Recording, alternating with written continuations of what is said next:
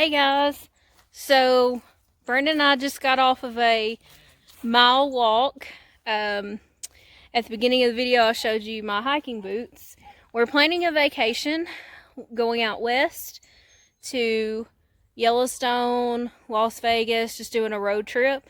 We've already put in our request at work and have our coverage lined up. So just wanted to give y'all a little update on the garden. As you can see behind me, Brandon has already tilled it a couple of times just to try to get the dirt turned over. And the main thing I wanted to show y'all is the plum trees. So I'm not sure if I told y'all about them before or not, but last year we had a handful of tiny buds and it never flowered out. These plum trees, we had a hard time. A lot of them were dead, and there was just so many of them. So we cut a bunch of them down in hopes that they would produce in the next year or two. So let me turn you around. So this is what they look like right now, which look at all the little flowers. And we got cats. So flowers are blooming. Brandon's aunt let me get some from her yard, and that's what's planted here and there. Just so we can, on this hill, there's a bunch of wildflowers that pop up. And so this is from one of the old plum trees, and it kind of goes through this whole hill here. And it's kind of, we didn't like want to dig all that up because it would just take too much time and why. So we planted more flowers there. And so we trimmed up the plum trees last year, and because they were just really too close together. And if you look, you can see the shoots, how they just pop up so much. So this is where we have our bird feeders hung up, and the raccoons haven't figured out that's what's in that can yet, so they haven't tried to open it. So we got another bird feeder here. But we have blooms and buds on these plum trees, so we're really hoping we can get some plums this year. It's been probably 5 or 6 years since there's been any plums on any of these trees. So we're hoping that by thinning them out and trimming them up, they'll bloom better, which they already have, and they'll put off some plums. So we'll see. And if they do, I'm hoping to try to make jelly for the first time. So Brandon has tilled the garden, and we're looking at probably planting flowers along the back like I did last year with the sunflowers, so we can help all the birds and the bees do some pollinating. And I've still got to, I'm gonna have to hand weed this. This is behind our yard sign that Brandon got me a couple Christmases ago.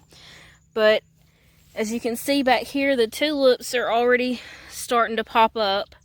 And these are the ones that I purchased on sale at the end of season. But from here all the way up to the back of the sign, there are different sizes, shapes, and colors of tulips. And it's another flower here. Our magnolia tree that we got from Arbor Day. Kitty, no! That is not your bathroom.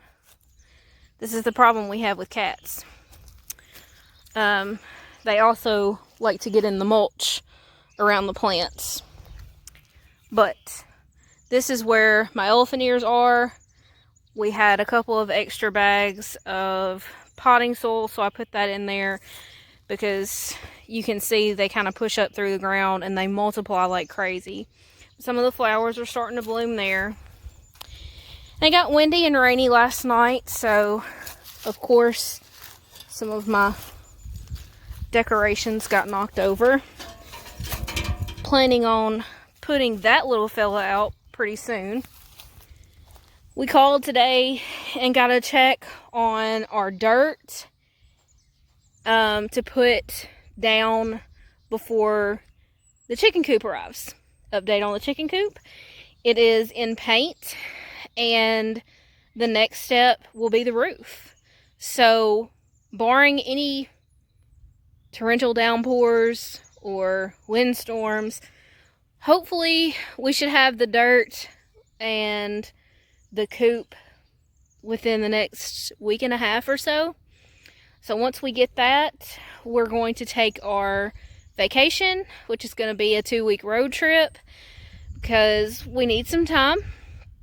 COVID's been rough. Work has been different. A lot of things, a lot of extra responsibilities are put on you. And so that's what we're doing right now, is working on, I'm watching one of the cats. So this is new. Brennan just mowed a couple of days ago, so I'm not sure what's going on here, if that's from one of the armadillos. Get out! That's where my crepe myrtles are. I'm not sure if that's from an armadillo or what, but it did rain last night, so the garden did get a little wet. And I'm about to go in the house. Our seeds that we put in the seed starter, I mean, just look at that. It's just so pretty out here, and I'm so excited that the plum trees actually bloomed this year. They've blossomed out, and they haven't done that in several years, so that's really nice to know that we have really worked on something and to see it change. So yeah, but I'm about to go inside, and I'll pick y'all up later.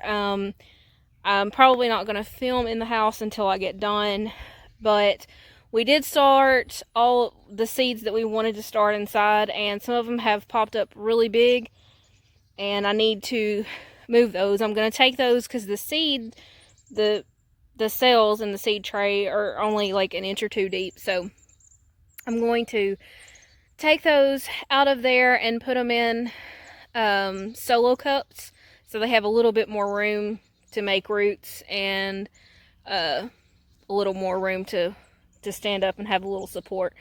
So I'll pick y'all up later. Wanted to give you an update on what's going on outside, so I'll catch y'all in just a few minutes. Okay guys, so just gonna give you a quick view of our indoor greenhouse.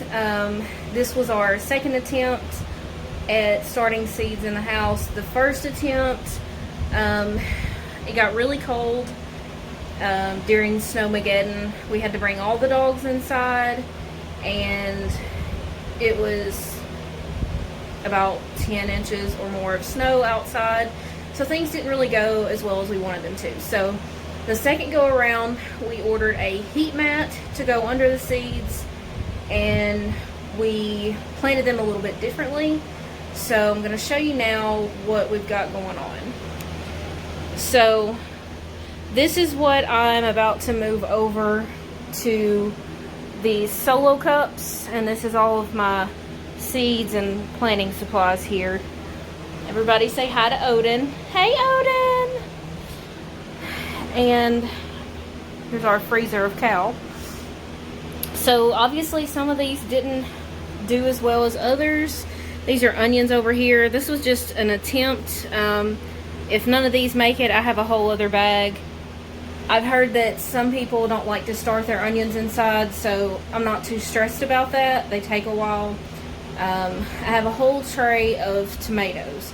So what I'm planning to do, since all of the squash and zucchini has jumped up so big, I'm going to move them into the cups and make more room for the tomato tray.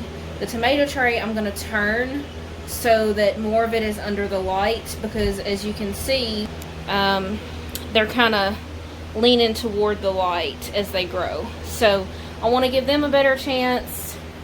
Survival of the fittest here. Move them into cups and see what we're going to do. And the trays I put along the wall just to kind of protect the wall as I sprayed. When you're growing things inside your house, you have to make sacrifices and changes. So this is what we're doing right now, and hopefully it works, because we want to have some fresh vegetables. So I'm going to get started on this, and I'll pick y'all back up once I get everything moved over. Okay guys, I'm back. So what I decided to do is probably going to change up a little more as we go.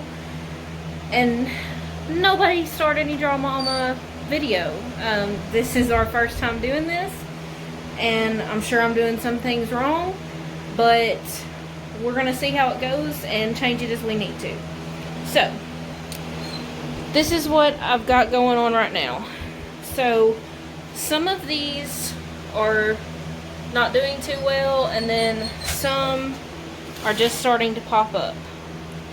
So what I'm doing is, all of these are tomatoes in this tray.